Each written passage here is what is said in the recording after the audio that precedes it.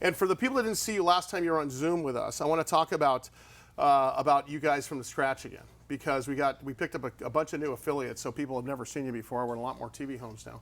But you have an AI platform that can get cities to smart city status using artificial intelligence to make that happen. Let's take it from the top for some of those people that haven't heard you before. David, first of all, welcome to the studio. I like you in studio, pal. It's a hop, skip, and a jump. I like to be in studio. Thanks, guys. You're welcome. Yeah. Good to see you. Good stuff. Well, for all, a quick reboot is, AI is very simple. Artificial intelligence is designed to work on your behalf, do things for you. In our world, we take existing infrastructure, more specifically, video surveillance, right? We talk safety, security.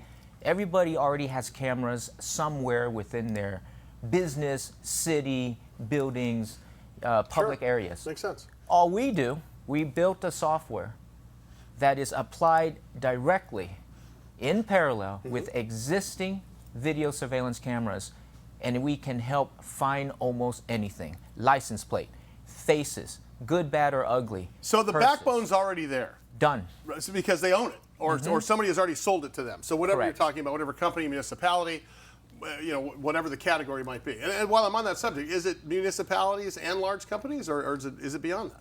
Yeah, it's beyond that. It's national governments now. No kidding. Yeah, the governments now are implementing initiative to leverage their existing infrastructure. Yeah. They're going, man, we spent a lot of money over the past 10, 20 years. What have we done with it? Yeah. What have we built? How can we improve on that?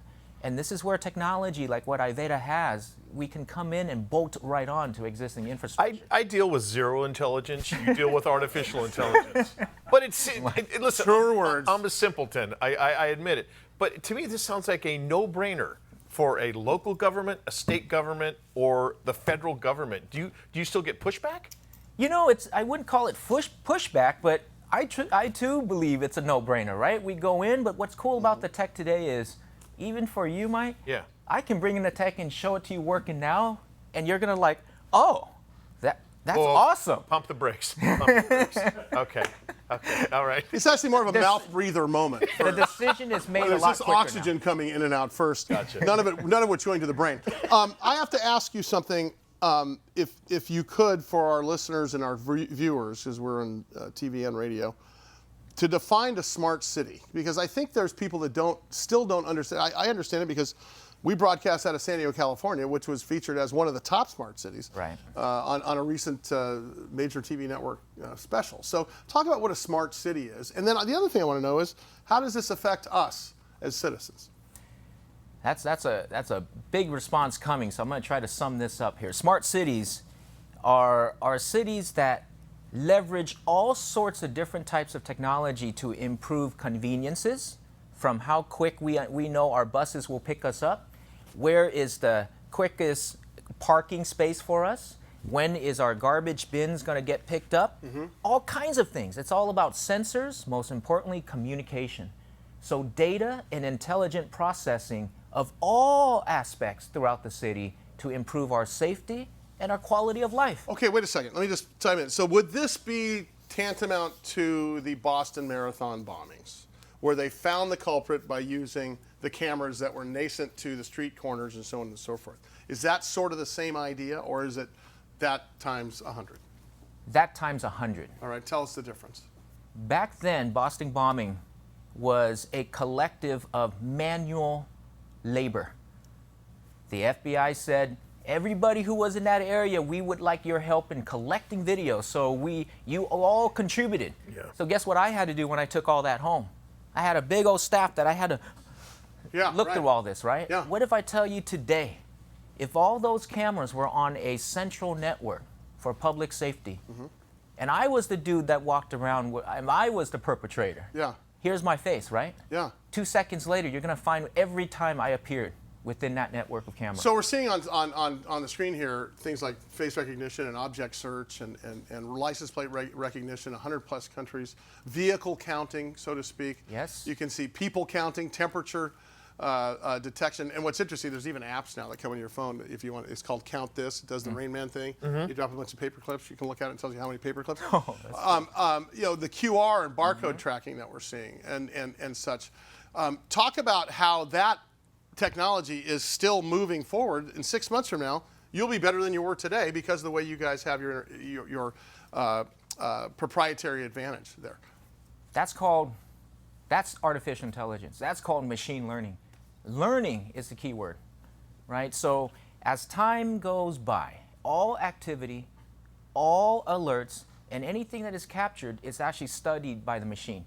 It always finds a quicker path of accomplishing the goal. Yeah. So yes, 3 months from now, we actually do software releases every 3 months for that purpose. Right. All of what you mentioned, from QR code reading to sensors to RFID, all these technologies we've heard of in the past still exist. But what it requires is a company like Iveda to put it all into one functional application, kind of like your iPhone. Whether you're a CEO, a general manager of a facility, an oil well man, whatever, you need to just open up your phone and understand what's happening today. Just like us waking up. Is it going to be sunny? Is it going to be cloudy? Like he said with the Boston bombing paradigm, are you making it almost real time for people to find something that they need? Real-time alerts, not even almost anymore. It is. So it is real. And it's, So they're getting alerted as this is happening. yes, you set the criteria and the computer does it. I'm using an old term called computer. Yeah, exactly. David Lee is our guest. He's the CEO and founder of Iveda Solutions. By the way, they are publicly traded under the stock symbol IVDA. That is for Trace, the gambler, in our band, because he's writing down the symbol right now. So I want to talk about the misconceptions of AI. That's going to take all our jobs. It's going to ruin our lives. We're going to turn into Orwellian society. Big Brother. Yeah. That can't think for themselves. That's a huge misconception because it's actually creating jobs. Talk about that. You're right, it is creating jobs because as you have an area where you function more efficiently, it allows you to focus on other areas where you are lacking.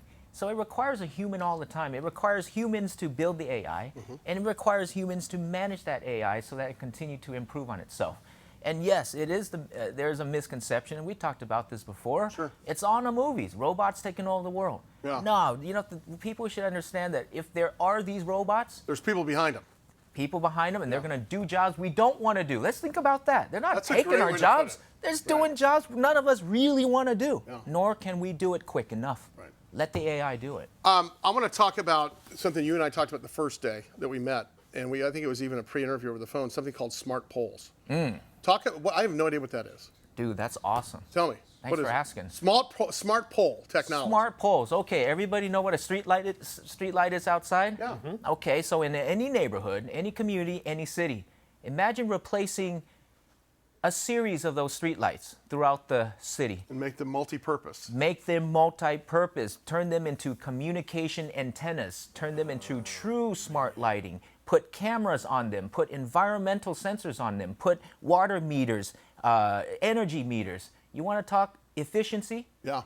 This is what smart poles do. Leveraging the electricity that normally just lights our street lights. Yeah. Now we're doing so much. We're adding communication. Yeah. We're adding real-time sensors. We're adding real-time data. So city managers, operational managers, man, it's Talk about powerful. the city of Glendale for it. Glendale's up in Los Angeles County real quick before you get out of here. What's going on in the city of Glendale? Downtown Glendale, been a partner of Iveda since 2010. So the police, they're way advanced. Glendale is very advanced because they knew how to leverage technology back then to save on officer time. An officer can be somewhere else performing a duty more effectively than needing to patrol you and I going shopping. They need to do some research because you'll find, by the way, that the Glendale crime rate is significantly lower than every other city around it. Yeah. Thanks to our good friend here, David. David, thanks, but it's good to see you in studio again. We'll see you next week via Zoom, unless you want to come out here. I think you guys ought to move here. Come on, we want to be closer. Yeah, I like the beach. I know.